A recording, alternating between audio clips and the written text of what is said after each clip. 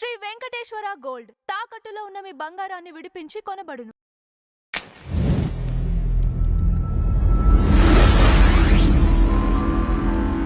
Madam నమస్కారం. నమస్తే అండి. అయితే నిన్న ఈ అక్రమ కట్టడాలపైన ఏదైతే చర్య తీసుకున్నారో హైడ్రా, వారిపైన దౌర్జన్యానికి దిగారు ఎంఐఎం కార్యకర్తలు. మరి ఈ ఘటనని ఎలా చూడాలి అంటారు? హైడ్రా ఎలా ముందుకెళ్ళాలంటారు? ఏమంటే మనం భారతదేశంలో ఉన్నాం. ఇది ఏమి రెండుగా చీలిపోలే. ఒక ముస్లిం దేశము, ఒక భారతదేశం అని లేదు. ముస్లిమ్స్ అయినా, హిందువులైనా, క్రైస్తవులైనా అందరూ కూడా భారతీయులు. ఇవాళ హైడ్రా అనేది ఒక చర్య తీసుకున్నప్పుడు, ఇప్పుడు హిందువులకు సంబంధించిన కట్టడాలు కావచ్చు, లేకపోతే హిందువులకు సంబంధించిన ఎలా కూలగొడుతున్నారో అలాగే పాత బస్తీలో కూడా చెయ్యాలి. పాత బస్తీ ఎంఐఎంకి ఏమి గుత్తగా ఇవ్వాల, అక్కడ హిందువులు కూడా ఉన్నారు. నిన్న జరిగిన దాంట్లో ఇవాళ సజ్జనార్ చెప్పినా వాళ్ళు బేఖాతరు చేశారు. జుల్ఫీకర్ బేగా అక్కడ ఎంఐఎం ఎమ్మెల్యే, అతని కొడుకు సాహిల్ని అరెస్ట్ చేశారు. ఇంకొక అతన్ని కూడా అరెస్ట్ చేశారు.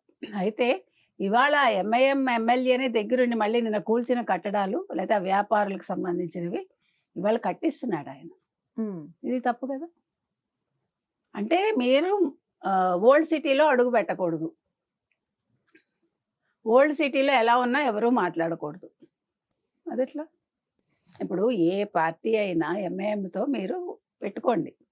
పెట్టుకున్నంత మాత్రాన వాళ్ళతో మేము కలిసి ఉన్నాం కాబట్టి మేము ఓల్డ్ సిటీ జోలికి వెళ్ళామంటే మీరు అప్పుడు హిందువుల జోలికి కూడా రాకండి. ఇవాళ ముస్లిమ్స్ తప్పు చేసినా వాళ్ళు కలిసికట్టుగా ఎలా పోరాడుతున్నారో హిందువులు కూడా పోరాడాలి. మరి హిందువులు ఏం పాపం చేశారు? హిందువులు కట్టడాలు కావచ్చు, లేకపోతే దేవాలయాలు కావచ్చు, లేకపోతే హిందూ వ్యాపారులు పెట్టుకుంటే మీరు మోండా మార్కెట్ కావచ్చు, మరొక చోట కావచ్చు, మీరు ఎట్లా వెళ్ళగొడుతున్నారు? సజ్జనార్ గారికి ఇవాళ మనం ఒకటే అడుగుతున్నాం, మీరు చాలా ధైర్యవంతులు, మీరు దీని మీద చర్యలు తీసుకోవాలి. తర్వాత ఇవాళ కోర్టు కూడా జిహెచ్ఎంసీ అధికారులు పిలిచింది. సో వాళ్ళు ఇచ్చే స్టేట్మెంట్ మీద వాళ్ళు ఫర్దర్గా వాళ్ళు ముందుకెళ్తారు. తర్వాత హైడ్రా రంగనాథ్ గారిని కూడా మనం అడుగుతున్నాం. ఓకే, రంగనాథ్ గారు, మీరు చేసిన పని చాలా మంచిది, మీరు వెనకడుగు వేయొద్దు. నెంబర్ 1. నెంబర్ 2, ఏదైతే ఫాతిమా కాలేజ్ ఉందో, అతను ఎవరు ఎంఐఎం లీడరు అసదుద్దీన్ ఓవైసీది, మీరు 2 ఏళ్ళు అయిపోయింది, ఇంతవరకు చర్యలు తీసుకోవాలి. ఒక అకాడమిక్ ఇయర్ అన్నారు, 2వ అకాడమిక్ ఇయర్ కూడా అయిపోతుంది. మరి మీరు ఎందుకు నిమ్మకి నీరెత్తినట్టున్నారు? అందరూ ఒకటే కదా. ఇవాళ పెద్ద పెద్ద కన్స్ట్రక్షన్స్ మీరు కూల్చేస్తూ ఉంటున్నారు. మేము కూల్చేద్దని అంటలేదు, మంచిదే, నేను ఒప్పుకుంటాను. నేను ఏ రకంగా అంటే సమర్థిస్తాను, ఎవరైనా తప్పు చేసినా ఒప్పుకోవాలి.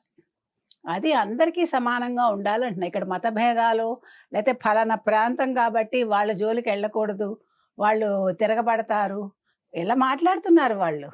అంటే ఇప్పటి వరకు పాత బస్తీలో లైక్ ఓల్డ్ సిటీలో కానీ ఆ దరిదాపుల్లోకి హైడ్రా వెళ్ళినట్లు కూడా మనం చూడలేదు. ఫస్ట్ టైం వెళ్ళారు. వెళ్ళిన వితిన్ 10 minutesకే బయటకు పంపించారు. ఇక్కడ మనం అడుగుతున్నది ఇంకొక పాయింట్ ఉందండి నాది. ఇప్పుడు రంగనాథ్ గారు పంపించారు, కరెక్టే. అంటే ఏంటి, మేము పాత బస్తీ అయినా పంపిస్తున్నామని చూపించుకోవటానికి పంపించారా? మీరు 5-6 పంపించి ఎట్లా పంపిస్తారు అక్కడికి? మీకు తెలియదా అక్కడ జనాలు తిరగబడతారని? మీరు ఎక్కువ ఫోర్స్తో వెళ్ళాలిగా. అంటే మేము పాత బస్తీని కూడా వదలట్లేదు అని హిందువులకు చూపించటానిక, మిగిలిన సమాజానికి చెప్పటానిక, ఊరికే ఒక కంటి తుడుపు చర్య ఇది నిజంగా మీరు చేయించారా? దీనికి కూడా రంగనాథ్ గారు వివరణ ఇవ్వాలి, మళ్ళా పంపించాలి. ఎక్కువ మంది ఫోర్స్ని పంపించి ఆయన అక్కడ కూల్చినట్టయితే అప్పుడు ఏ హిందువులకు సంబంధించిన వ్యాపారులనైనా మీరు టచ్ చేయండి, లేకపోతే టచ్ చేయడానికి వీల్లేదు.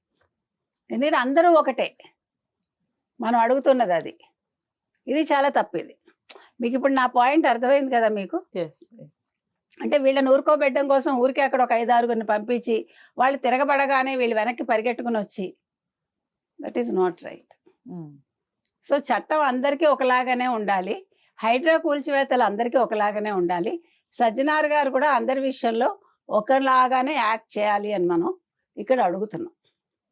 ఇవాళ ఎంఐఎం లీడర్స్ గురించి అందరికీ తెలుసు, ఓల్డ్ సిటీలో ఏం జరుగుతుందో అందరికీ తెలుసు, ఓల్డ్ సిటీలో జరిగే అల్లర్లు, ఒకప్పుడు కర్ఫ్యూలు అందరికీ తెలుసు.